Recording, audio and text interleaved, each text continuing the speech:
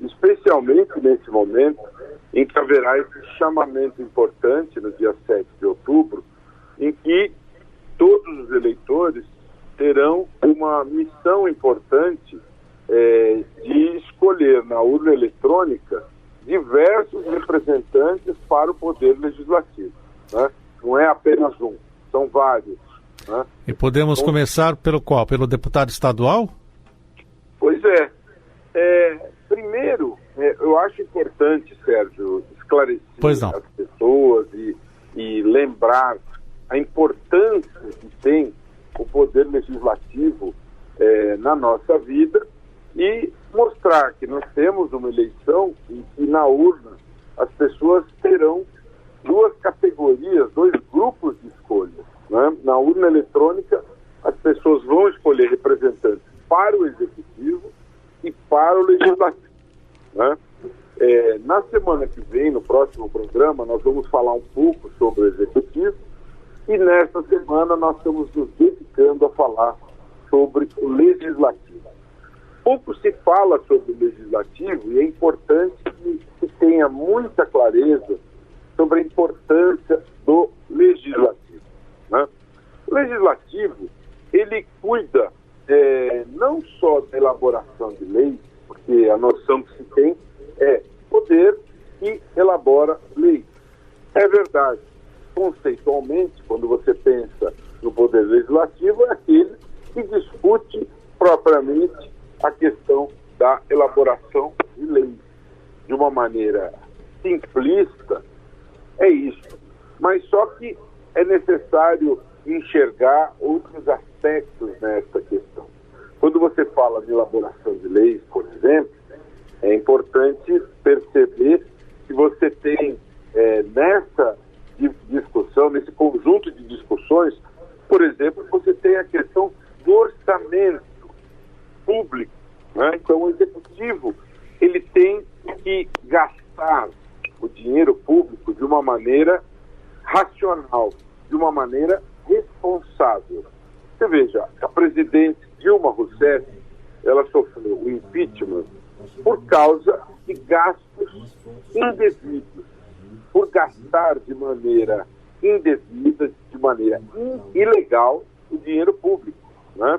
Por desrespeitar regras referentes ao direito financeiro, né? Então, você veja, a questão do orçamento é extremamente importante e o Poder Executivo, ele apresenta o orçamento ao Legislativo. O Legislativo vai examinar essa questão dos gastos e ele vai verificar se a questão da previsão das despesas ela está adequada, está de acordo com a capacidade financeira do Estado. Eu estou citando um exemplo. Agora, existem muitos outros. Por exemplo, o presidente da República, ele foi acusado criminalmente. Para que o processo criminal contra ele possa seguir em frente, é necessário que haja uma autorização que tem que ser dada pela Câmara dos Deputados. 2/3 da Câmara dos Deputados tem que autorizar a sequência deste processo criminal contra o presidente da República. Ou seja, do que eu estou falando? Estou falando daquilo que se pode chamar de um sistema de freios e contrapesos. Nós temos na República 3 poderes: o Executivo, o Legislativo e o Judiciário.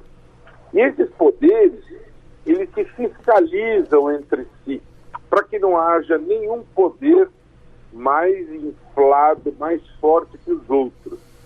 Então, o Legislativo, ele tem a função, além da ideia de fazer leis, ele deve ser um poder que existe para fiscalizar, para impor limites ao poder executivo. Ele tem que fiscalizar, ele tem que limitar, ele tem que ser um contrapeso ao executivo, né? Então esse aspecto precisa ser colocado de maneira importante. Por exemplo, você pode ter dentro do Legislativo uma comissão parlamentar de inquérito, em que você tem o Legislativo desempenhando uma função investigatória, em que você tem o Legislativo verificando determinada situação, colhendo provas, investigando determinada situação acontecer. Por outro lado, você tem um outro aspecto importante do Legislativo, que ele deve ter os olhos bastante atentos, ele deve interagir com a sociedade, realizando audiências públicas. Ele deve interagir com a sociedade, ouvi-la, porque o ideal é que nós tenhamos esta interface entre o Legislativo e a sociedade. Por isso é que nós dizemos que nós temos um sistema chamado de democracia representativa. Ela deve espelhar a vontade da sociedade. Aquilo que se discute dentro do parlamento deve ser esse espelho. Agora, é muito importante, Sérgio, que se diga que nós temos no Brasil 3 níveis políticos. Nós temos o nível municipal das cidades, nós temos o nível estadual dos estados, que são 27 estados no Brasil, e temos o nível federal. No dia 7 de outubro, nós teremos eleições para os níveis estaduais e para o nível federal, né? A nível estadual, nós temos, no plano legislativo, as assembleias legislativas, né? E nós escolheremos, no dia 7 de outubro, 1.059 deputados estaduais em todo o Brasil. Esses deputados, eles compõem as assembleias legislativas. Esses deputados discutem as matérias a nível dos estados, de interesse dos estados, das unidades da federação, a nível estadual. E a nível federal, nós temos os deputados federais e os senadores, porque nós temos no Brasil um sistema bicameral. A nível estadual, nós temos apenas as assembleias legislativas e os deputados estaduais. A nível federal, nós temos os deputados federais e os senadores. 2 senadores este ano, né? Pois é. Nós temos, ao todo, no Senado, 81 senadores e 513 deputados federais. E nestas eleições, haverá a renovação de 2/3 do Senado. Ou seja, 27 senadores percorreram metade do mandato e tem a outra metade para percorrer. 2/3 dos senadores serão submetidos à votação agora. Portanto, nós vamos escolher 54 senadores. Portanto, as pessoas precisam buscar informações, organizar o seu voto com antecedência, se informar de maneira adequada para escolherem 2 senadores. Os eleitores farão escolha de 2 senadores. Cada eleitor escolherá 2 senadores, 1 deputado federal e 1 deputado estadual. Portanto, no plano legislativo nessas eleições, haverá 4 escolhas para o legislativo. E essas escolhas são extremamente importantes para o nosso futuro, em matérias várias, como educação, como saúde, segurança, saneamento. Lógico que há um papel fundamental em relação ao executivo, que nós vamos discutir na próxima semana. Sim. Mas o legislativo, ele trata das matérias legais, das macropolíticas públicas, através das leis, né? E isso é totalmente regulamentado dentro do parlamento, nas assembleias legislativas, na Câmara dos Deputados e no Senado.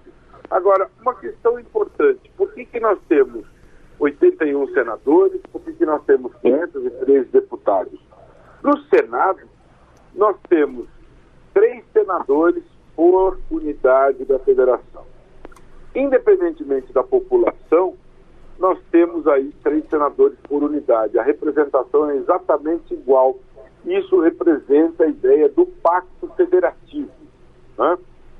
E na Câmara dos Deputados, nós temos uma representação proporcional à população. Essa representação não é exata, né?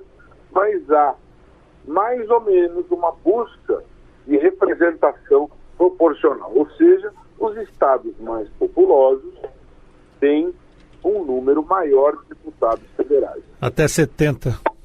Até 70, é o caso do estado de São Paulo, que é o estado mais populoso da federação, que tem 70 deputados. Os estados menos populosos têm um número menor de deputados. Doutor Roberto, temos 1 minuto ainda. Eu gostaria que o senhor falasse para nós também do 2º seminário Caminhos contra a Corrupção, que o senhor vai participar.